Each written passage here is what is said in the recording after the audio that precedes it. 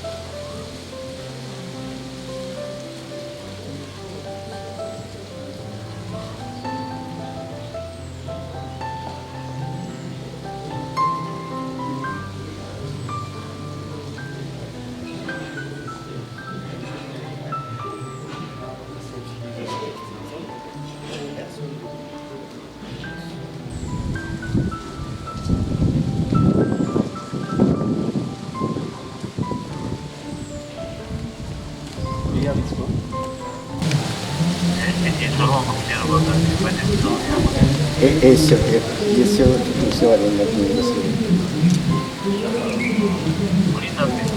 Eso.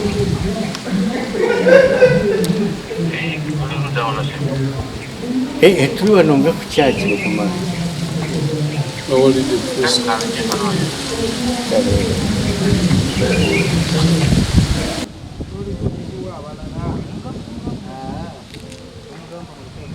Actually mugamba ki kubanga tukenge basala nagenda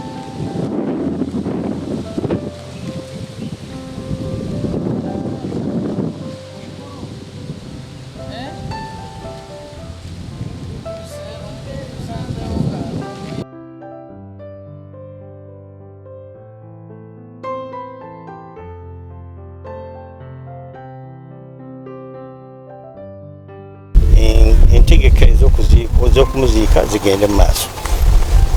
Kyekyo kye tujja ewa Father Sajjappi. Tujja kubanga tufuna ebyapa ebyo ndowooza era tulabe abafamire abafiirwa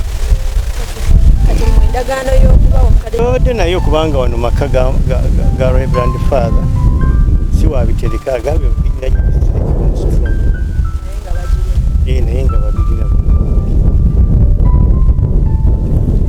mwebale. We've been following up this matter which I raised from after the demise of that old lady, 95 years, Mama Maria Teresa Nakibuuka.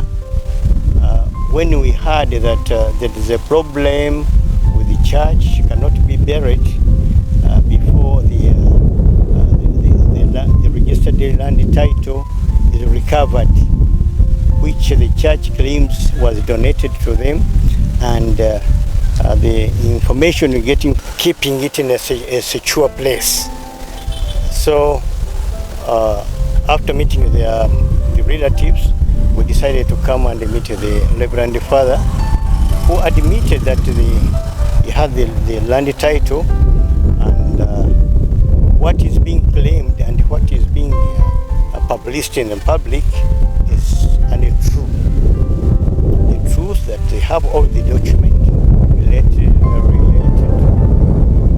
that donation, which has accepted to show us all the documents, and he has agreed to give us that title as a neutral ground so that the burial arrangement takes place.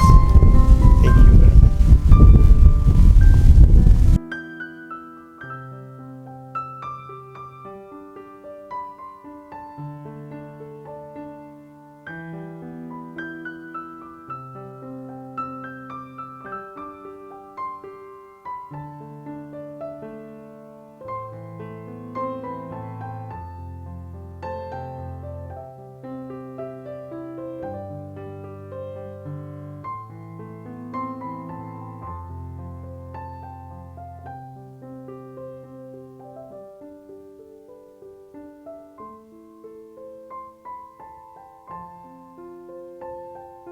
Munna bizinesi tumbula bizinesi yo ng'olanga naffe wano ku Wonders Just ku ssente ntono ddala olw'ofuna obukadde n'obukadde wa bakasitoma. Mulimu ki gw'okola? Duulanga naffe tojja kwejjusa, nkiddamu tojja kwejjusa. Okumanya ebisingawo tukubire ku nooti 755 57 44 18. Wonders Just okuyamba guba mutima.